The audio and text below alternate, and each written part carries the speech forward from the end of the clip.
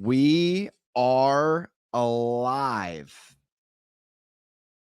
on the Moneyline Monaco podcast. Welcome back. Thursday, energy's up, Fro is up, NFC West drama, Niners heading to the PNW, rain sold separately.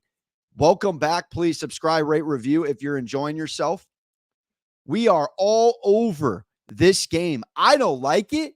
I absolutely love it. I don't want to call it a smash spot. It's a home divisional dog, 3.5 points. We're getting rare air here for a Niners team that just typically does not drop games they shouldn't drop. And you think about this 2-3 lackluster start here, dropping 3 of their last 4 after that double-digit win Monday night, which just seems an eons ago. You're looking at, and I'm big on the narrative here, what is the sports radio world saying? The talking heads, what is the betting market reflecting based off of that? Now, we're talking about a Niners team lose a 24-23 game against Arizona, and they have no business losing the game. You're sitting there, you're looking at them up double digits in the first half. You're looking at the live line. And again, if you're watching Red Zone, you got it on. You're not really watching the game. You kind of triple check. And I go back and I watch just about every game. But in real time, Moody doesn't get hurt. We're looking at this Niners team and saying to ourselves, by the numbers, this football team's fine. I got it here, and I got a ton of information. I'm going to make sure I try to cite my sources on all of these. But you're looking at PFF here. Let's just go Chris Collinsworth, paid subscription, statistical numbers. Niners, they're ranking top 3 in offense, top 3 in passing offense, top 3 in receiving. They're a top 3 blocking team, and they're the 6th rated defense. Now you go to the statistical numbers. You're like, all right, Niners and the Seahawks, 3rd and 4th as far as passing offenses. Niners are the 7th best overall running offense, running over 140 with Mason, who's a 78 in Madden, maybe an 82 tops. No McCaffrey, and no one wants to give him any Big Salad Costanza credit. You run the ball for over 140 with your backup? Are the Giants doing that with Singletary? Are the teams in this league with backup running backs? Now, Seattle, very good team offensively. This matchup-wise, though, I'm telling you, and I'm bouncing around here, Seattle, who has looked better defensively under McDonald through a couple of weeks in this season and some change, in the last 2 weeks has been exposed. Are we not going to sit here and let's just talk betting trends? Let's talk Niners off a sick L against Arizona, and then let's talk Seattle off an embarrassment. Seattle got embarrassed against the New York Football Giants, who I continue to tell people are never going to blow out any statistical numbers on the stat sheet. But they're going to find ways to be competitive. And the Giants are top 5 defensively in a lot of categories. But you go Monday night, which we capped that game correctly, against Detroit, you get smacked. You got boat raced, but you got smacked. Geno throws for almost 400 yards. You were down 2 scores in that game, live betting it or not, the whole time.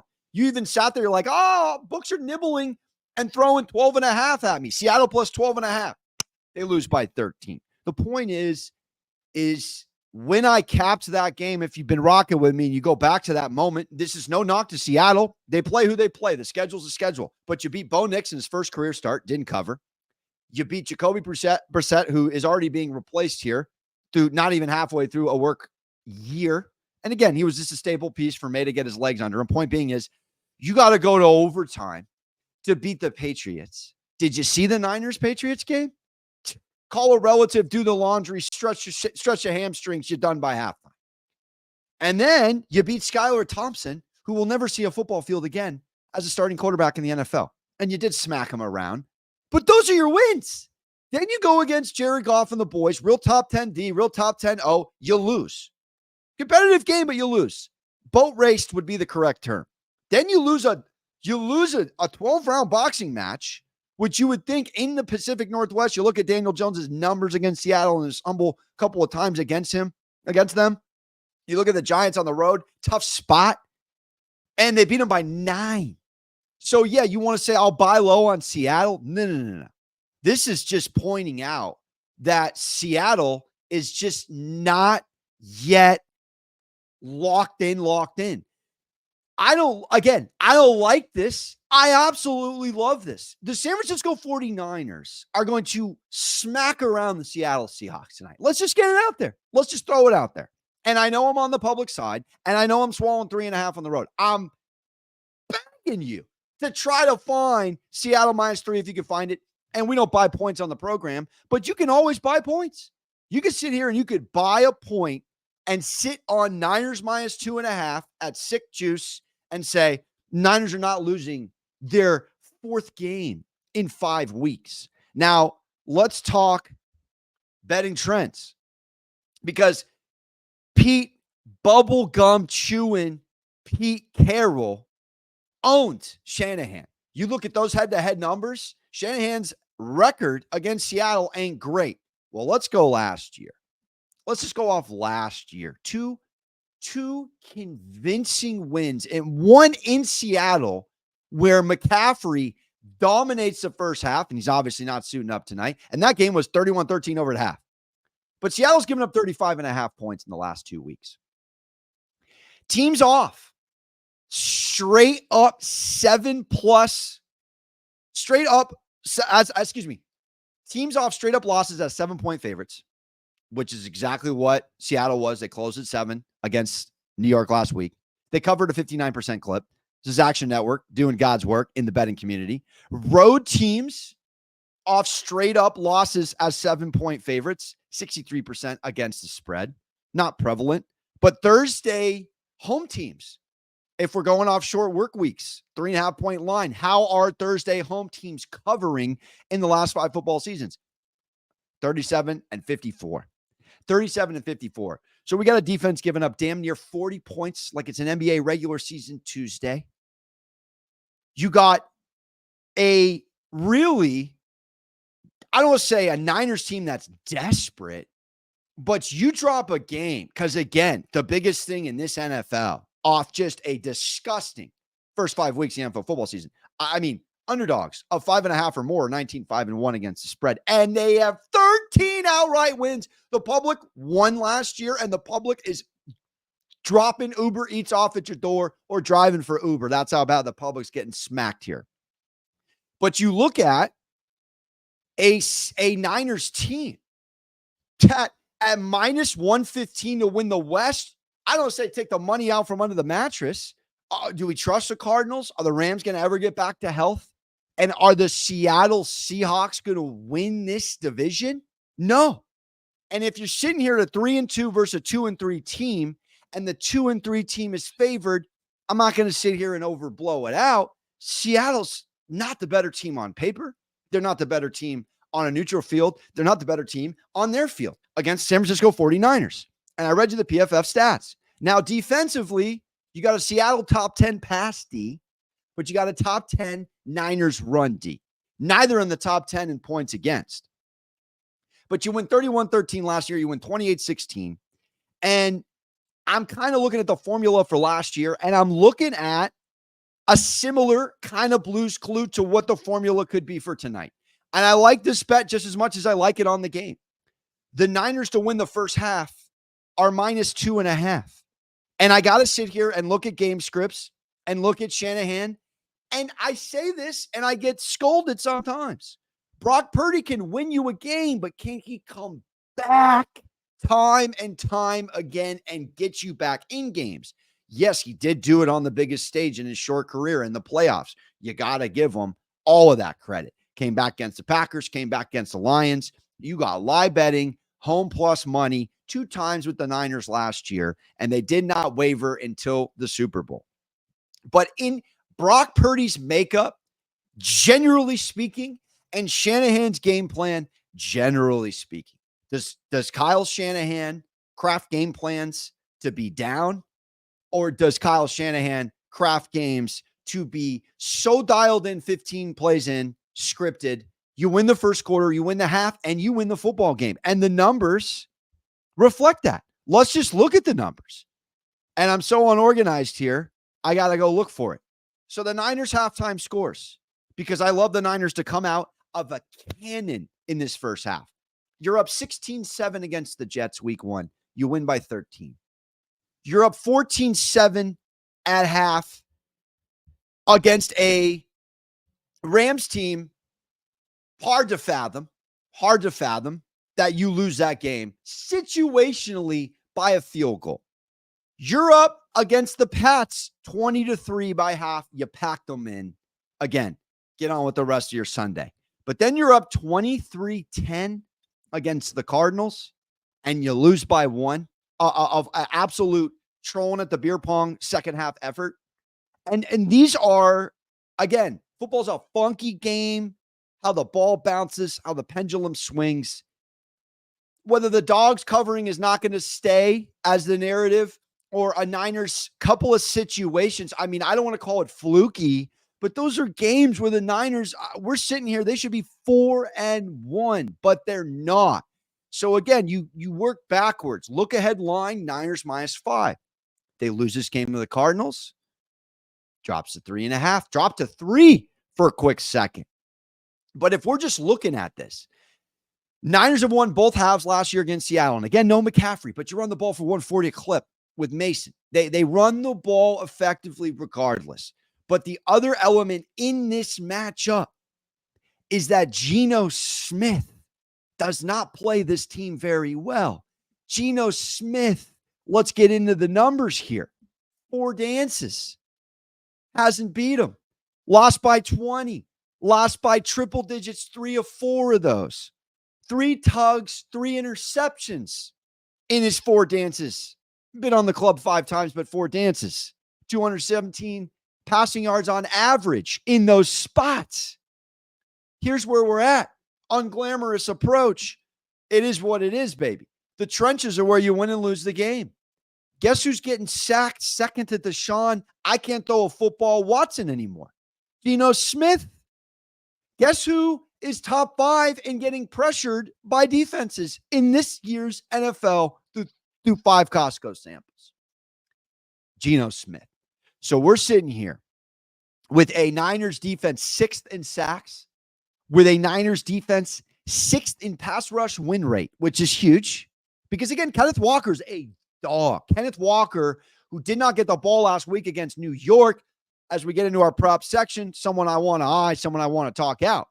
But if you're just looking at a couple of things that I just put down, Niners typically come in buttoned up to games, particularly these games, which is more L's and W's, in the first half, flirt with -2.5, and they get to the quarterback, and the Seattle offensive line ain't that good. And if Geno can't establish the run tonight, and as I mentioned, top 10 Niners run D, and they cannot hold off Bosa and the boys, is this not going to be a long night at the park? Can we not sit here and make the case it's a similar formula to what Dable did last week in the same spot? But you have Shanahan's mind with that offensive scheme. I mean, I know the Giants, I guess, on paper are playing better defense than the Niners through 5 weeks, but the Niners have been in situational spots where they're losing. They're not losing these games sun up to sun down. They're just not prepared for a kicker to go out. And I'm sorry, but that's just flat out unacceptable. I mean, somebody take an earful from somebody. You don't have a punter. You don't have a placeholder. You don't have a random special teams lad that can kick a ball 35 yards. Go get better. Just go get better. But in all seriousness, this is a Niner smash spot here. If I'm wrong, I'm going to be sick, quite frankly. Let's get to the prop section. There's one man that owns the Seattle Seahawks. I mean, there's one man that owns this Seahawks team. And I'm pulling it up again on StatMuse just to absolutely triple check. This man has 6 touchdowns in 6 games against him. This man has 40 catches for over 600 yards. This man, when you want to put rushing and receiving together, has cleared 90 yards all 6 times, has cleared 100 4 out of 6 times, has cleared 130 or more 3 of those times. And his name is Debo Samuel, space SR period, changing his number and adding a senior on the jersey. Debo Samuel is going to be the X factor in tonight's game. And if you watch Debo Samuel on Sundays and then you watch him on primetime, the man is a prime time, show up, show out assassin. Debo Samuel, I love him across the board tonight. 2 touchdowns, 9-1. Lock it in. Anytime touchdown, already been purchased. You want to put him over 100 receiving and rushing with 2 touchdowns? Maybe a little 30% profit boost. A lot of these books, depending where you shop, give it to you. You're getting almost 15-1.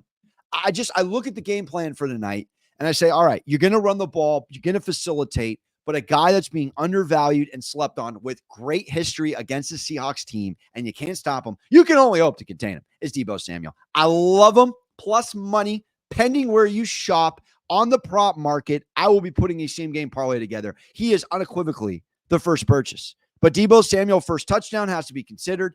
Debo Samuel in this game, rushing, receiving, however you want to do it. Now, receiving-wise, he's sitting right here at around 55.5. I like it. I like the idea of them working him into the running category. And again, from a Debo perspective, you're going to get a lot more value on him at 12.5 over under on the rushing side of things than you are other ways around. But again, they are gimmicky. They are tons of motion, tons of shifts, type of offense. Maybe gets a jet sweep, maybe gets a toss, maybe some misdirection, and he's inside the 10, and Debo ain't going to be denied inside the 10. So I love Debo anytime Samuel senior touchdown, if I had to pick one. But I'm sitting here on rushing, receiving, alt lines, and I got to love over. I like over 80. I like over 90, over 100. You're getting plus money wherever you want to punch the ticket. And if he doesn't 25 rushing yards, it pays 2.5-1. Another guy worth talking out here on the prop market is Kenneth Walker. And Kenneth Walker had a terrible game against the Giants. 5 carries, 19 yards, ain't going to get it done. But you look at him on a couple of ways. 12 for 80 against Detroit, 20 for 103 against Denver. Guy's a downhill runner with an imposing his will mentality. I mean, he's really one of these AFC North type running backs. This guy would do so well on a Pittsburgh Steeler, Baltimore Ravens, even a Jim Harbaugh type team in the backfield. Just all dog, all grit. No one wants to bang bodies with him by the fourth quarter, similar to Derrick Henry. But I'm looking at Kenneth Walker, and on the receiving yard side of things, could be more valuable on a night like this where maybe Seattle gets down early, maybe they abandon the run, maybe with all this pressure in Geno, they rode him, he didn't right back's face, but not tonight. He maybe checks down. Looking at Walker on receptions is a thought. Walker on receiving here. He's off an 8-target, 7-catch, 57-yard game with a 17-yard long reception. And then you go back to Detroit, kind of similar with Hutchinson and Reeder, crash in the middle, not with a ton of time. 4 receptions on 36 yards at 5 targets. And you go to the receiving prop side of things, and you look at him, and his number is 21.5. Now, Zach Charbonnet, who's a fascinating thought as well, could be a pass-catching, low-key, just not talked about prop that maybe is smashed at over 13.5. But I'm looking at Kenneth Walker. I think he's a guy that gets in the end zone tonight. This is a guy maybe you consider same sort of Debo thought, could catch the ball, absolutely going to be running the ball. Does he get the touches? Remains to be seen. Does he get in the end zone? I think he's a guy that gets in the end zone tonight. And another guy, last but not least, DK Metcalf, who's had 3 over 100-yard receiving outings, is a guy that has to be flirted with at 66.5 on the prop market for receiving yards. And you look at his year, and he's being a guy that's demanding the football. Now, he's gone against the Niners 10 times. He's got 5 touchdowns against them. You look at him most recently, not any crazy numbers to go off of. If you go off of last year, 1 touchdown in 2 games, didn't break anything crazy on the receiving yard side of things. Now, I guess from a reception standpoint, he's coming in on a buy low spot against the Niners. I look at DK Metcalf as a guy that I think is going to get the ball early ideally get the ball often. And you're just looking at his numbers, and the guy is showing up.